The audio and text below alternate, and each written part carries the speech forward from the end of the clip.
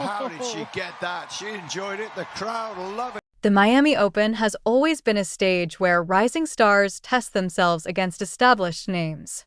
But this time, all eyes quietly began shifting toward one player, Alex Eala.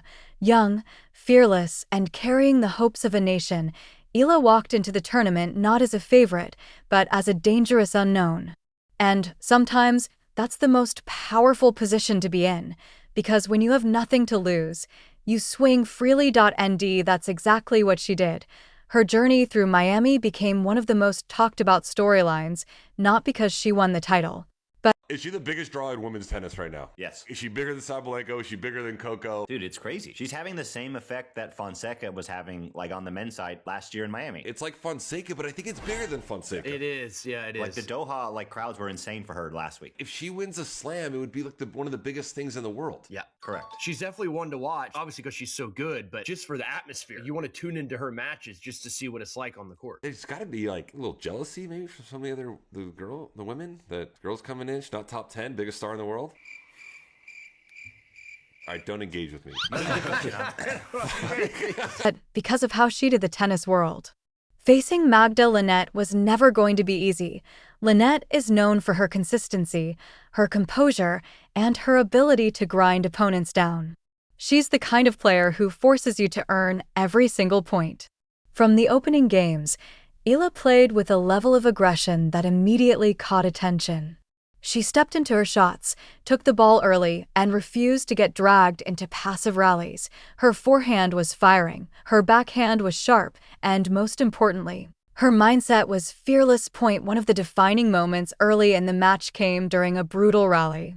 Shot after shot, the effort to stay up late and stay in the cold and cheer me on, so it really added to the feelings and the emotions after the match. Yeah.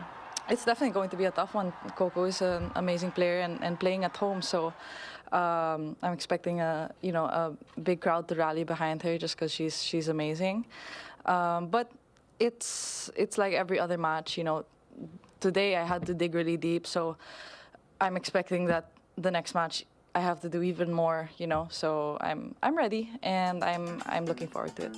Both players refused to give in. But it was Eala who finally pulled the trigger, ripping a clean winner down the line. That point wasn't just about skill. It was about belief. And from that moment, you could feel it, the energy shifting.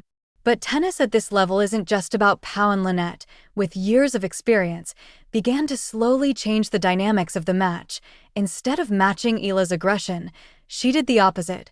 She slowed things down. She added variety. She extended rallies.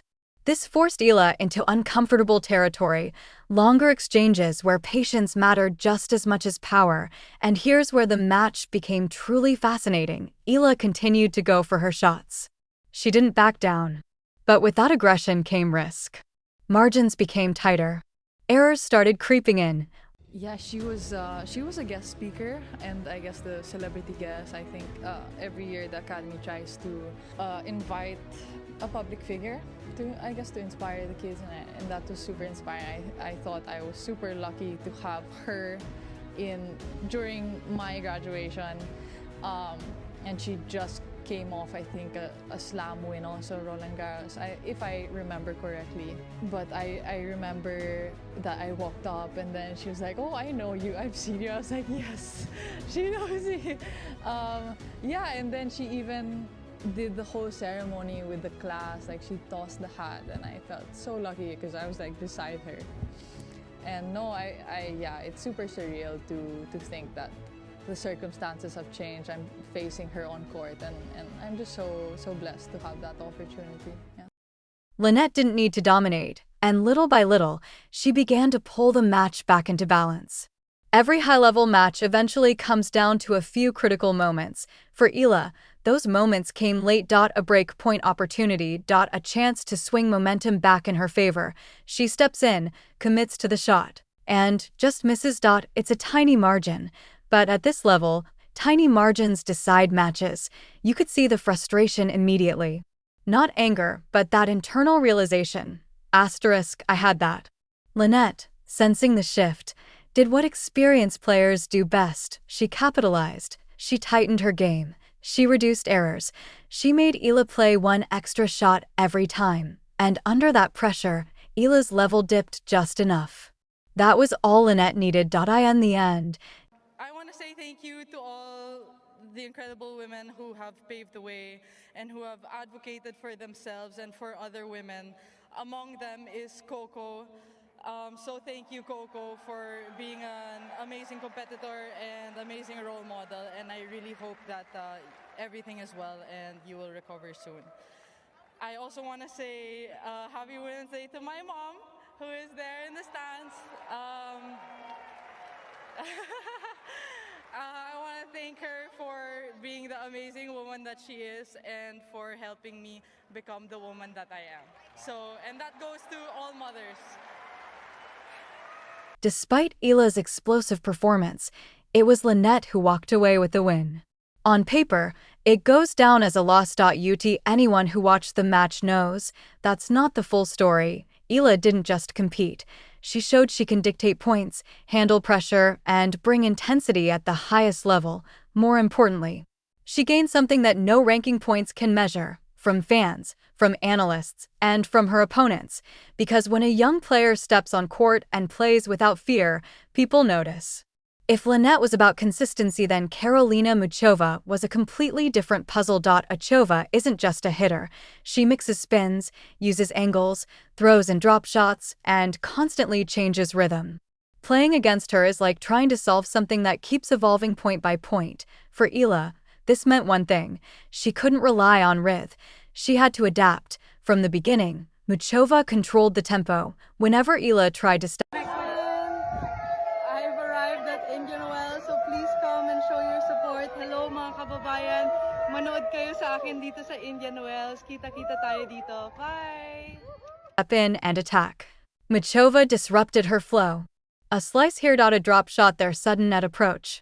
It wasn't about overpowering Eala, it was about outthinking her. Eala still had her moments. She produced flashes of brilliance, hitting clean winners and showing that same fearless mindset, but consistency became the issue. Muchova forced her into difficult positions, making her hit uncomfortable shots again and again, and over time, the pressure built. This wasn't the same kind of match as Linette. This was more strategic, more calculated. And ultimately, Muchova's experience and variety proved too much. What makes this Miami Open run so important isn't the results. It's the lessons. Against Linette, Eala learned about managing momentum and pressure. Against Muchova, she learned about handling variety and tactical complexity. These are things you can't fully learn in training. You only learn them by facing top-level players in real matches. And that's exactly what happened here. Let's put this into perspective. Players don't become champions overnight. They go through matches like these: close battles, tough losses, emotional moments, and each one builds something: confidence, experience, mental strength. Or Alex Eala, this tournament wasn't the end of a story. She proved she can compete.